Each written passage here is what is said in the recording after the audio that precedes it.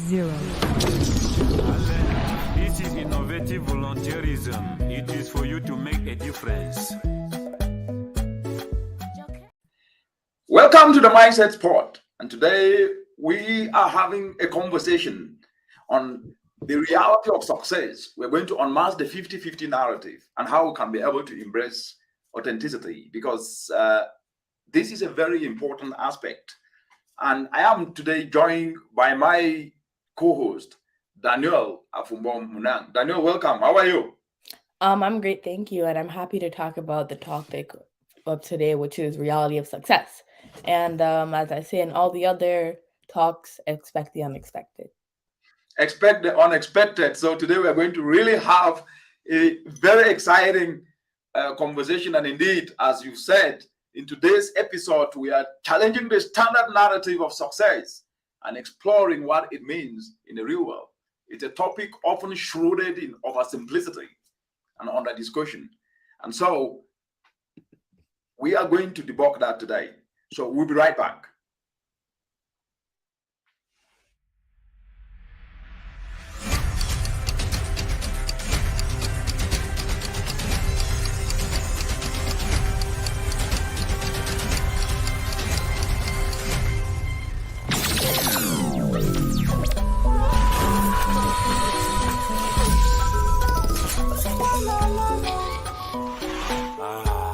Let's embrace innovative volunteerism.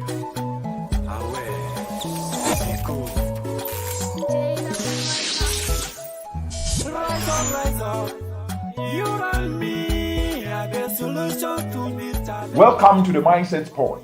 Today is another edition inspiring one another, so that at least we can be able to address the challenges that faces people of all ages, young and old. Challenges are disguised opportunity. The changing climate provides.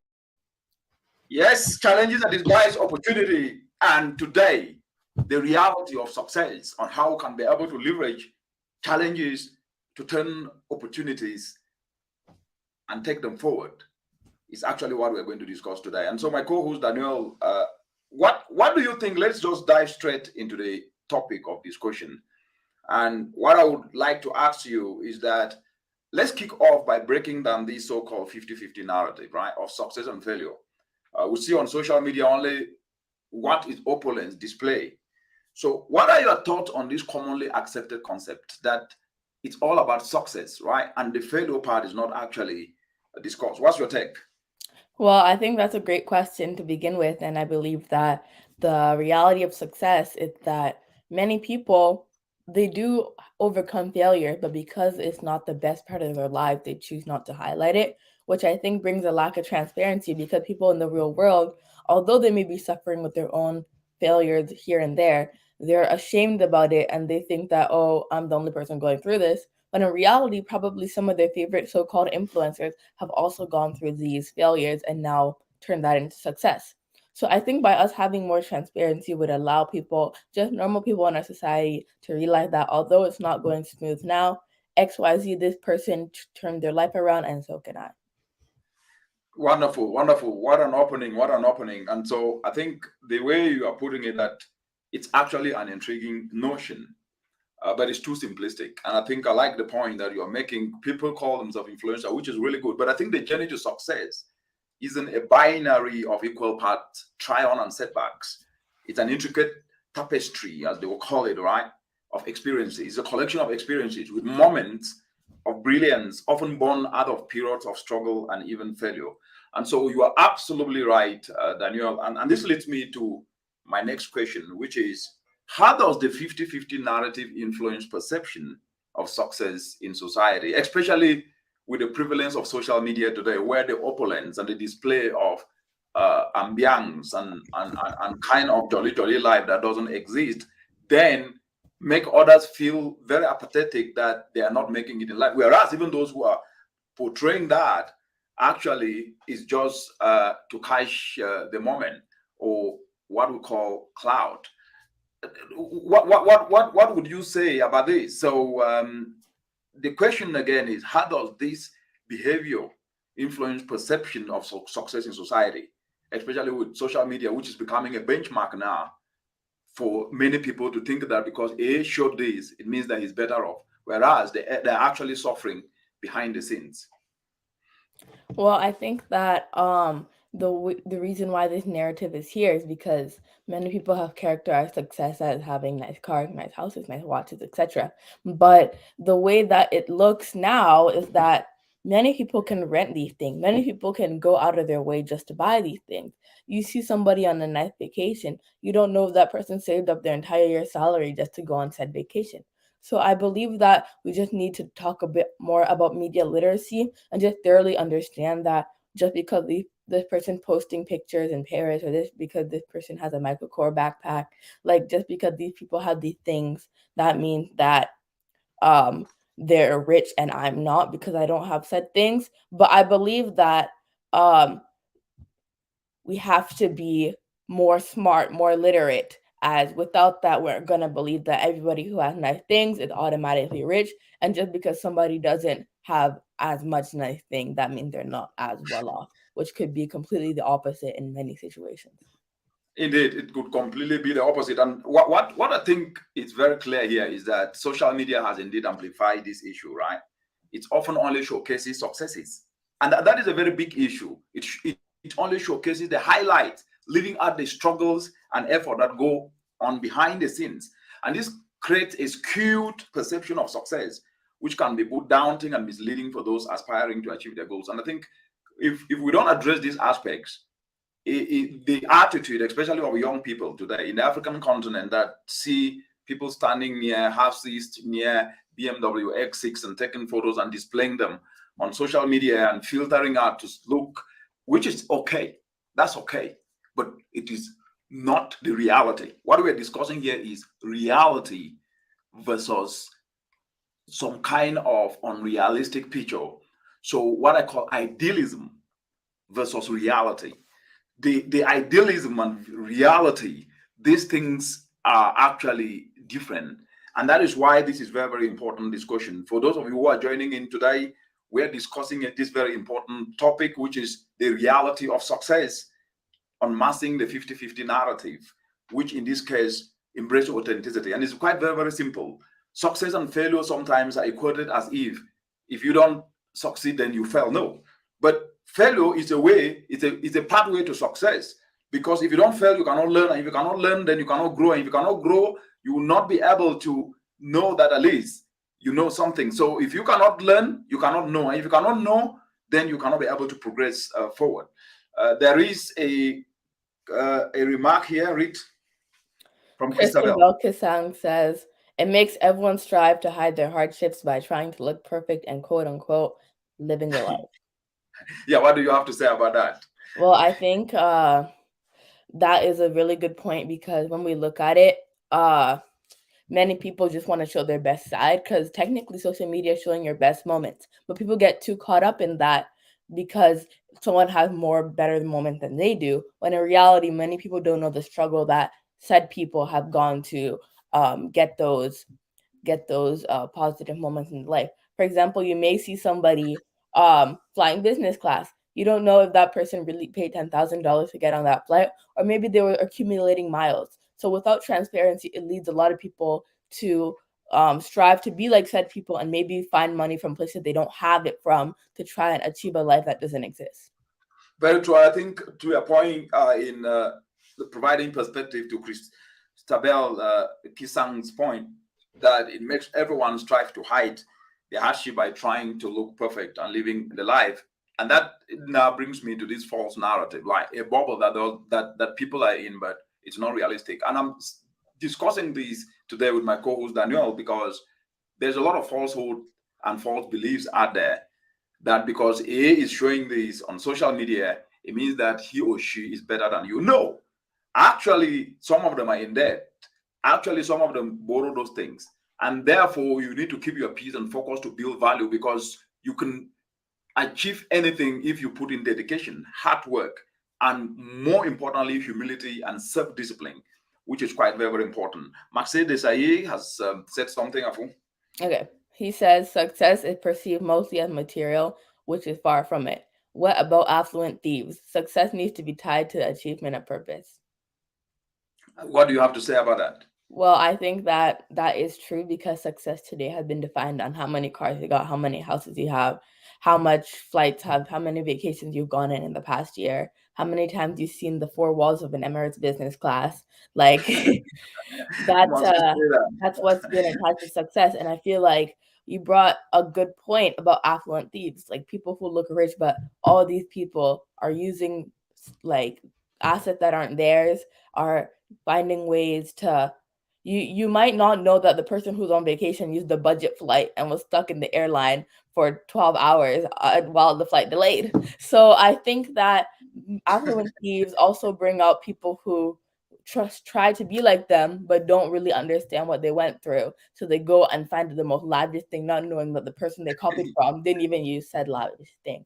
So I think that Marshall has a really good point of saying that success needs to be tied to the achievement of purpose, because from there's more transparency. And from there, if somebody wants to copy that success, they'll be copying it in a transparent way, such as going to school, getting a job, rather than going to Miami, going on a business class flight, getting a BMW X4 Exactly. color red. Like, I think that that's a pretty good way to put it. And we have a few more comments from Smith.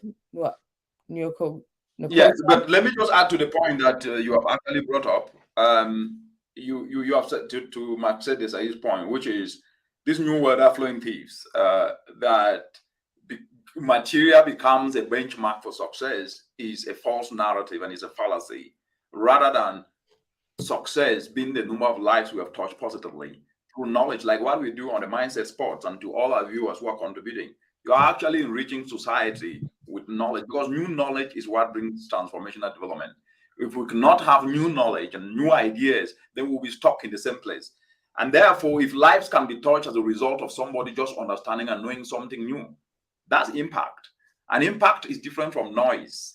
Impact is different from the noise and the sorry discussions we hear around. Complaining is not a statistic. Noise is not a statistic. And therefore, the number of lives you touch positively, those are statistics. That those who are going to bed hungry, over 257 million people tomorrow, can reduce to 200 million because 57 million has been touched as a result of solutions and ideas that an individual or a community or a group of people who think alike have come up with solutions. That's success. But to start benchmarking success with material and coming up with this new word that I've heard today, affluent thieves, from Mercedes Ayi, is actually something that will need to be debated, especially within the context of the socioeconomic challenges that the continent faces today. Read from Smith. Truly, doctor, failure is a pathway to success. I agree with you, sir. What do you have to say? Well, we agree with you, Smith. And your comment was failure is a pathway to success, which is 100% true, because without going through failure, you're not going to be able to know what success truly feels like. Perfect. And Mercedes Ayi? Failure is a pathway to success. Big time, doctor. I think that comment was addressed to you, not me, but yeah, that's fine. Yeah, it is the pathway, because if you don't fail, you cannot learn. If you cannot learn, you cannot know. If you cannot know, you cannot grow. And therefore, that attitude that to fail is a bad thing, it's something that needs to be discarded, because it's actually an infringement into people's self-believing. And lack of self-belief is actually one of the underlying reasons why a lot of people don't believe in themselves to do that which is right. And they're then told you have to do A, B, C, D. And they end up using their life only for experimental visions, rather than what I call actually an unborrowed vision. And what is an unborrowed vision? That takes me now to this discussion here, which I would like to make this. It is clear that social media has created an environment where we only see the tips of the iceberg. But how does this skewed perception impact individual self-esteem and their approach towards their goals? Because what do you think this display of opulence is impacting individual self-esteem, especially our young people who have been made to think that to fail is bad if you try a new thing, and that we must only do what we know, and that limits our reimagination, which is really what is needed to move the needle forward. What have you to say, Afo? Well, I think that this perception of success has really lowered a bunch of people's self-esteem. People Mhm. who look up to said people and they realize that they don't have as much have been particularly impacted. And I feel like this is really easy to be a victim of, because although you may not have the same thing, we need to crucially realize that you still have successes, whether big or small. And I believe that social media only pushes success from a materialistic perspective, but we need to start looking at success not only from that angle, but from the angle of accomplishment, personal accomplishments. For example, I'll use the example of track. Even if you don't win the race, but you still get a personal best, you still get a faster time than what was yours before. That's still a success, even if you didn't come first place. So we need to look at that not only from the track perspective, but from the crucial perspective of life.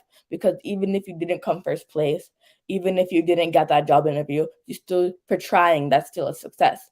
And I believe that on top of that question, how does this impact people's goals?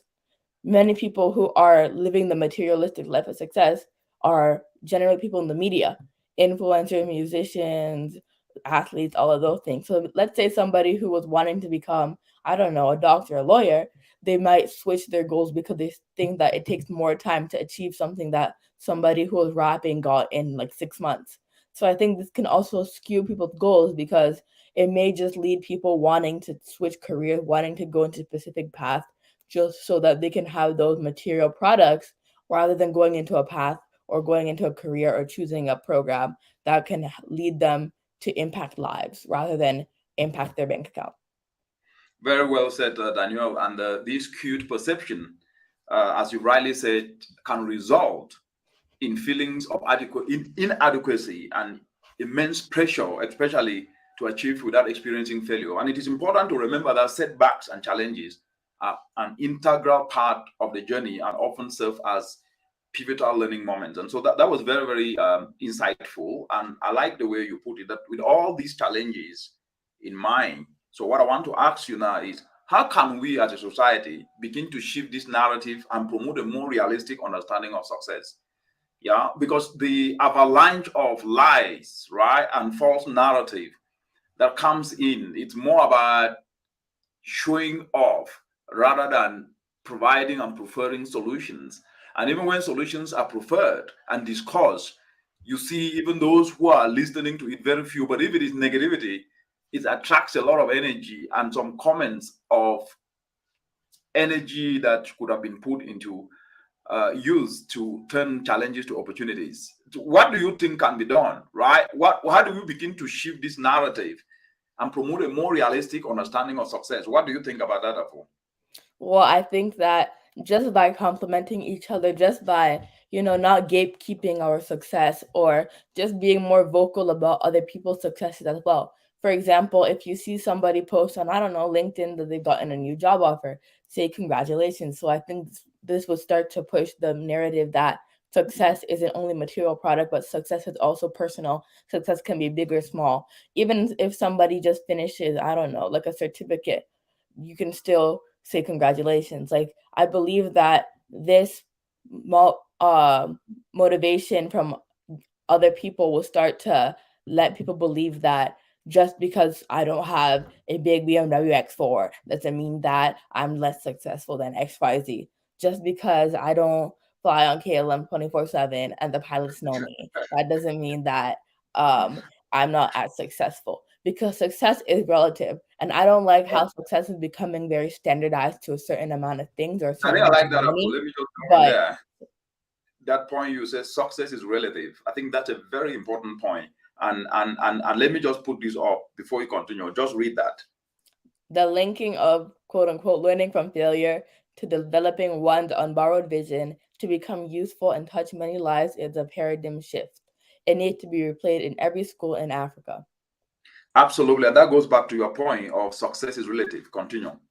So yeah, like what I was saying, success is pretty relative, because when we look at it, if you've been failing school for the past few months and you get a B on a test, that's a big success for you for finally passing. But for some people, that not might be this, that if getting that same B would be a failure to them because they're always used to getting A's. So I think that success is relative, because the person who failed and got that B would be so happy. But if somebody who's a straight A student got that same B, they wouldn't be as happy or as joyous. So we need to look at success from an individual perspective. What's success to you, not what is success to the media. Because once we move from that perspective, it'll allow many more people to find individual benchmarks, not benchmark that society has set for us. That's a very good point. I like to build on that point, which is now something that I think is under discussed or oversimplified. It comes to the point where developed and developing countries are compared and benchmarked almost to be that because you are developing, you need to reach this standard before it means that you have progressed. Whereas there are structures that are relevant to communities in the African continent. For example, Africa is an informal continent. It have governance structures like kingdoms, like emirates that have existed and have been able to provide leadership in communities, getting people out to play community work, to plant trees, to work together in a farm, to apply organic manure.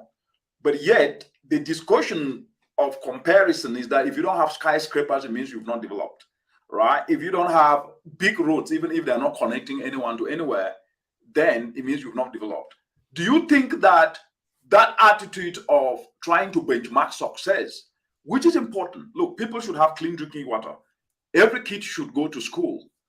Boys and girls should be given education. Respect for women must be there. Respect for men must be there. Respect for boys and girls must be there. Human rights must be respected by everyone. But when it comes to contextual realities, there seems to be that mismatch. We're trying to say that there are certain structures that cannot get away if we are to address contextual realities, like communal cooperatives, Njangis and Tongtings and Chamas. These are never really discussed just because formal aspects need to overshadow informal aspect. So my point is buttressing on your point of, instead of using relative ways of defining how success can be, like you rightly said, someone who has been failing a test and finally gets a B feels on top of the world because to him or her that is success, right? But somebody who has been scoring A and gets a B feels a little bit not really too happy. So the point I'm trying to just bring out here is to buttress your point, which was quite very, very important. And I think let's get to the next aspect, which is that, as you said, we need to start changing our dialogue around success, and we need to accelerate and celebrate authenticity, resilience, and personal growth as much, which you highlighted it very, very important. We need to start celebrating people, right, who originally, and I use the word originally with intent here, make it, because if not, more than the end achievement will never really show up. So sharing stories of overcoming challenges and learning from failure is important. So Afu, that was a very powerful perspective. Now, as we start to run up this discussion and I hand over to you, could you share any personal advice for individuals that are navigating their path towards success amidst these societal expectations and pressures? Because let me just name one. Societal expectation, you must have a PhD. Societal expectation, you must work in very big organizations. Societal expectation, you must become a politician. Societal expectation, you must be minister. Societal expectation, you must have a big house and a big car. Do you think, what could you tell these people before I hand over to you? Well, I think that's a really good point that you brought up from the perspectives of Africa and the quote-unquote term developing country. And before I answer that question, I'm going to touch on that point for a little bit, which is that, for example, the poverty is also relative, because the standard that we've hit today of if you don't live on a minimum of $2 a day, you're classified as in extreme poverty. But in reality, probably my great grandma doesn't live on $2 a day, and she's probably never even seen $2 in her life. So, but I'll use the example of her. For example, she has her own food from her own farm. She built her own house, paid cash, and she has basically zero debt to her name. And she's living on rice and over tea and milk, which is also bought on cash. So from that perspective, she has zero debt to her name. So even though she's not living on the quote unquote $2 a day limit threshold, she wouldn't consider herself poor because she is still living her life without any difficulties. So compared to somebody in the Western world who lives in a nice apartment in downtown paying $5,000 a month and has skip the dishes, Uber Eats food every single day, pays on credit card, and goes on vacations, also pays that on credit. To the media, that would be perceived as rich because they're living over $2 a day and they're paying for that. But in reality, the debt that person might have is definitely going to be way more than my grandma in quote unquote poverty has in her home nation of Cameroon. So I think that that's another example of everything is quite relative because poverty is relative as well. People who are in poverty some people who are in poverty wouldn't necessarily consider themselves poor, whereas some people who are technically not in poverty would consider themselves poor even though they may have a 5-bedroom house, but they are unable to pay for said house every single month without scratching here and there. And I think that that's another example of how, although it's good to have these benchmarks, we need to look at it from an international perspective, that poverty isn't the same everywhere you go. Because somebody could still have a 6-figure job and quote unquote be poor, or somebody could have no job and live in a village and quote unquote not be poor. So I think it really does depend. But back to the question, I think that success is relative, and how many people can overcome this idea of having said benchmarks created by society. We need to really start making those benchmarks accustomed to our own self. Because once we do that, we'll be able to achieve our goals much quicker and be able to help other people achieve their goals. As if you go at the same space, the same speed as what you're doing, you'll be achieving success faster than if you're going at the same speed society's going. Wow, wow, wow, wow, Afu. I think this dimension of success being relative and at the same time using global benchmark and not dovetailing them to fit to reality, it's actually a debate that I think should be a public discourse and should inform public policy. Why I'm saying this is because, as you can see from Marx Desai here, that success is relative and that foundational concept needs to use to redefine poverty and wealth, which between a debt-free rural farmer eating from their farms using organic manure, right, and an urban salary worker on debt who is poorer, just what you have truly and excellently articulated. So the point, before I hand over to you as we start to run up, is that the false narrative and the false representation and misguidedness is not unmasking this narrative, right? And authenticity seems to be discarded. And so that false bubble and false hope then make our young people to become very, very anxious. And the anxiety tends to make them to feel like they are failing, whereas in reality, as you're saying, they're not failing. They just have to catch up. And by catching up means to retool their skills, to be able to seize opportunities in environmental challenges, learn how to turn agricultural waste into fuel briquettes, learn how to turn agricultural waste into biogas, learn how to turn agricultural waste into biofertilizer. That is over millions and billions of dollars in the continent. If you take charcoal, is used by over 90% of African households, and these have a market of 20 billion. Imagine alternative of producing fuel briquettes from waste to start replacing charcoal. They'll be tapping into a 20 billion US dollar market.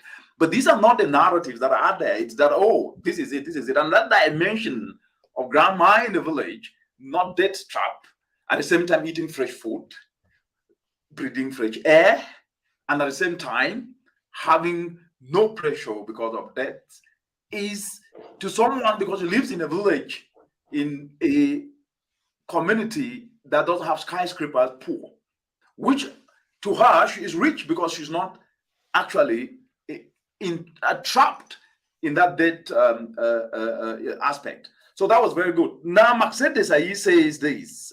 What do you have to say? And I hand over to you now as a co-host to take it from there. Yeah. So he says success is relative.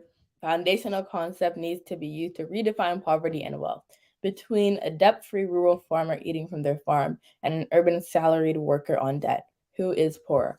And I think that if your answer is the farmer eating from their farm, you're wrong. But this is a really good concept because I feel like everyone realistically, a little comment I would say, just quote unquote stay in your lane. Because let's just use the example of track again, because I feel like track just has a lot of life lessons. So Because you do track. Just say you do track and you love track. That's why yeah, but like it has a lot of lessons. For example, if you're running, if you go out of your lane, you get disqualified. If you correct. knock down someone else's hurdle, you'll get disqualified. So I think that we need to apply that to life, that if you don't stay in your own lane and you try to go after someone else's lane, then you're not necessarily going to get disqualified, but you're going to disqualify your mindset from the right space to the wrong space. And realistically, you can't control what anyone else is doing. You can only control what you're doing, right? Run your own race. So I think that, yeah. So I think that by following that, you can account to your own successes and not the successes of someone else and try to compare with that. Just the only person you should be comparing with is your past self. And from there, I think many more people would figure out how to be successful without having to go into debt or having to show off a false reality which doesn't even exist to them. Exactly. And that's another comment from Mercedes Aid. He says, these conversations on poverty being relative need to redefine our study of economics. They represent an opportunity for Africa to contribute to improvements to global economic benchmarks. You can answer this one. Indeed. Yes. Yeah. You should go ahead. This is a really good point, and I believe that Africa, for example, we talked about this in former interviews. If we brought a big tractor to my great grandma's village in Cameroon, will she really know what to do with that? No. Like the agricultural habits of the West aren't necessarily going to work for the agricultural habits of Africa. So I think with not only looking at that from the agricultural perspective, but from the perspective of life, not all the things that work in different parts of the world are going to work in Africa, and not all the things that work in Africa are going to work in different parts of the world. Like where I live, we don't have an emir, we have a mayor. But if we were to bring a mayor into a place in, let's say, Nasarawa, Nigeria, and say that, okay, we're replacing the emir with the mayor, that would not work. Correct. So I think that different places have their own structural foundation that need to be kept up, even if they don't align with the Western foundation of mayor, city councilor, all of those things. In African villages, they have the council of elders. And if we were to scrap that and say, make an election for city councilor of Bello, make an election for city councilor of Anadra, that would be that would erase the societal foundation of these villages and these cities across the different parts of the world.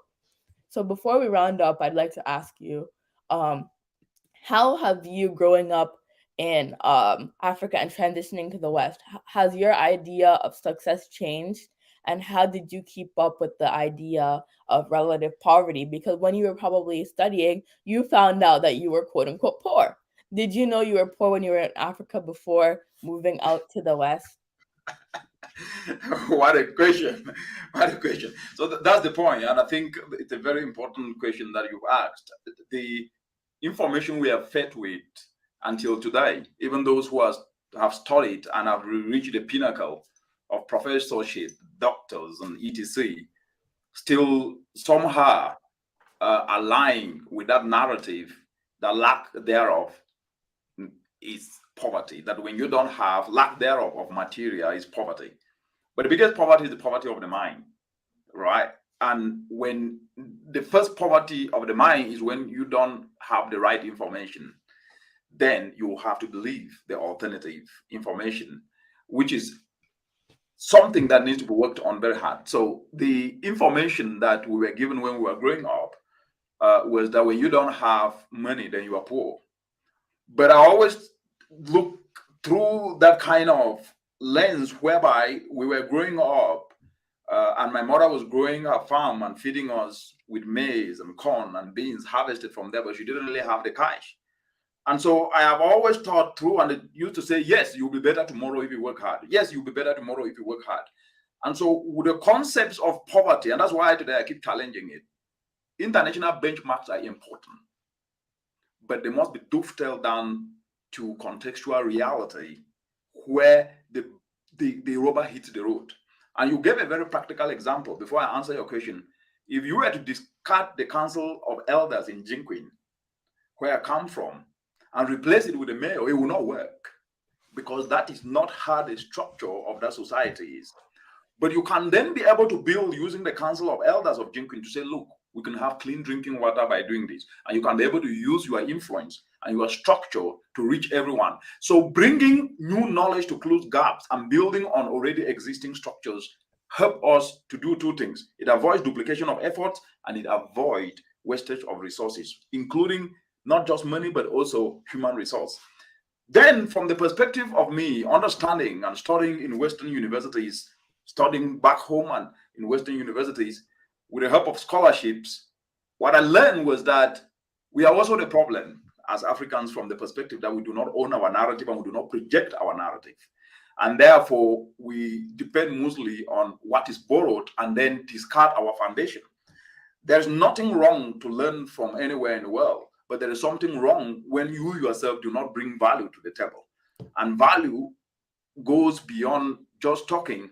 It includes what you have, that you can be able to bring it to the table. It includes what you have learned.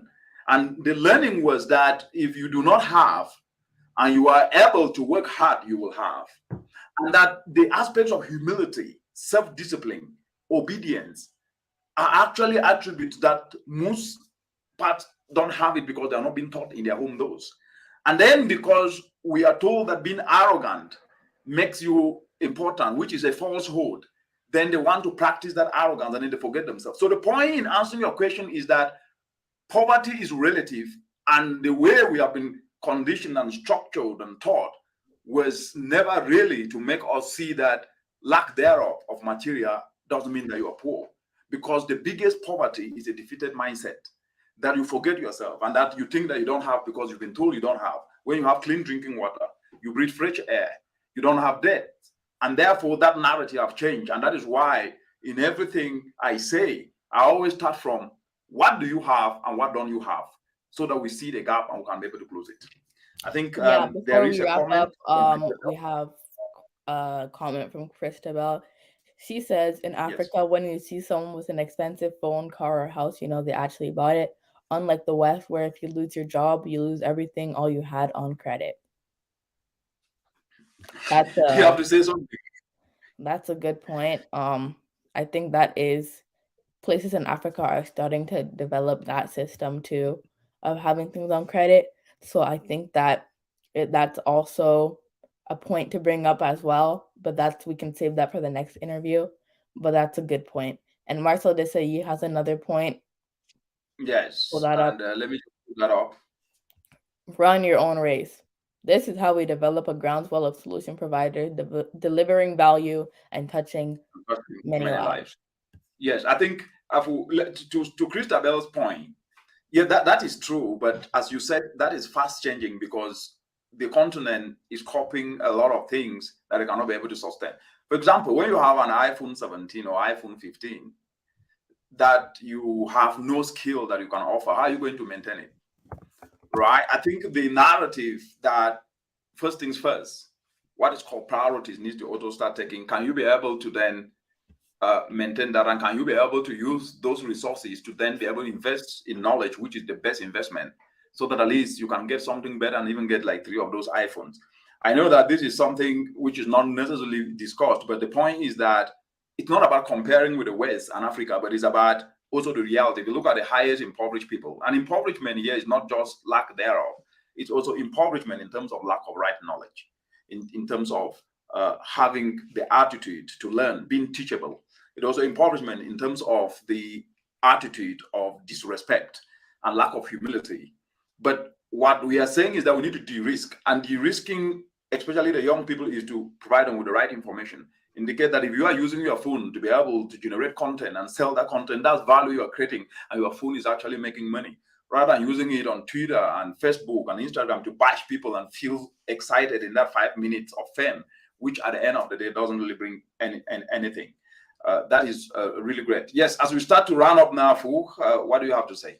Well, thank you for watching, and run your own race, and see you next week. Bye, guys. Yeah, for those of you who have tuned in today, our topic of discussion was how do we start to deconstruct the narrative that success is opulence, it's having material alone, and start reconstructing the narrative that success is relative and it is about how useful we are to community. And from what you've heard, and for those of you who have just joined in now, this discussion actually brought a very important aspect that we must embrace challenges, learn from our mistakes, and understand that setbacks are stepping stones to success. And that we must always remember that success is deeply relative, it is personal, and your journey needs not mirror anyone else. And that using social media to see that others are doing well, when actually in reality that's just a falsehood and a false narrative, it's something that is causing anxiety in our young people. And the reason we are discussing this is that we must be able to add value to ourselves and change that mindset, because poverty is not necessarily lack thereof. When you don't have right information, when you don't become teachable, when you don't acquire new knowledge, then you are poor in terms of knowledge, which is the biggest poverty. And so thank you very much, Daniel, my co-host, for your invaluable insights. And thanks to all our listeners for joining us on the Mindset Sport.